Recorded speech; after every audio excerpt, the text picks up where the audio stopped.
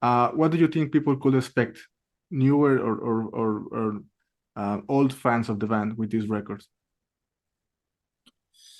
Um, I think it's definitely still Inter Arma. It's Definitely. it's kind of just more of a self-realized version of Inter Arma, I think. Uh, it's it's almost like we've dug so far it down into what we do that we're like back at the beginning. I don't know. I've thought about this, and I can't come up with a great way to explain it. It's I don't know. I think we've finally created a thing that's very much our own, Mm, and we've always kind of been on our own and done our own thing, but now it's officially like, we're really the only band that sounds like us. There's not mm. really any other band, at least not to my knowledge, that is doing what we're doing. And this thing you are describing makes sense to me because I went back to your catalog after listening to this album, and like the seeds are there, it's all there, maybe in a different type of arrangement, but you can discover something new here while also enjoying something that 10 years ago was present already. Um, do you have like a maybe favorite song that you want to play live in the future of this record that you are excited for playing live? Um, well, we've already played a few of them live. Oh, okay. One that I'm looking forward to playing live is Gardens in the Dark, because that song to me is is is is different from anything else we've ever done. It's kind of an area we've never really touched upon. Where to me, it's kind of like our version of an industrial sort of Nine Inch Nails ish kind of Mm, thing. Um, so and plus that song is just fun for me to play live because I enjoy playing the drum beat. right. Um, so I'm looking forward to that. And I mean, shit. Uh, we've never played Concrete Cliffs live. Um, I mean, we're going to be playing the whole record at Roadburn, so Oh, interesting. Wish yeah. wish I could be there. Yeah, that song you mentioned, "Gardens in the Dark," is like you harness the power in the drum kit behind. Is I can see why you enjoy playing that song.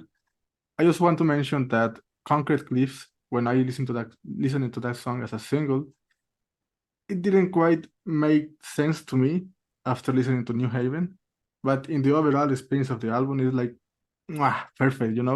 Uh, fascinating song. Like the I think also made sense because I listened to Gardens in the Dark, the voice in that song, Hmm. and it's like again, I think this album could be split into two different experiences. The first three songs, Endless Ways, like like breaking the album in half, and then you have Goddess in the Dark, The Children of the Bombs Overlooked, and Concrete Cliffs. I don't know if you somehow like this was like the most obvious thing to separate these two experiences of the album. Well, so we knew that this was only going to be a single LP, and we always think of our albums as records, as vinyl. So in the process of the sequencing, we definitely had to take into consideration. Okay, this side is going to be side A. This side is going to be side B. So um, it wasn't so much that we thought like this will be the more brutal side and this will be the more atmospheric side. It again, we were trying to think about the overall flow but I also think about, when you flip a record, what's the first song you're going to hear when you flip the record? So Okay. we were trying to take that into consideration as well. So it was intentional. And then, I mean, honestly, after we came up with a track listing that everybody dug, and we saw that it turned out that way, we thought, okay, this is actually kind of cool because it is sort of the brutal side and then the more atmospheric side. And about the last song for the series, Road Blues, what can you tell me? I mean, what can you tell me about choosing a last track to be different than the rest of the album? Like, why is that reasoning for the band? Well, it wasn't so much that the song was so much different than the other songs, because again, to me, all of the songs are different from one another. Yeah, Uh, of course. it was more about ending the record on a quieter note, Mm. as opposed to ending it with a crazy last banger, which we did on Soul for English, and that's kind of a classic metal thing. Master of Puppets ended with Damage Inc., which is arguably the heaviest song on the record. Um, we just dug the idea of ending it on a quiet, kind of somber acoustic song. Are you exploring new compositions, new ideas currently, or the band? Um, we haven't started working on anything new, but I definitely have a couple ideas already. Uh, Okay. there's something that uh, I wrote at 5 a.m. on my way to work.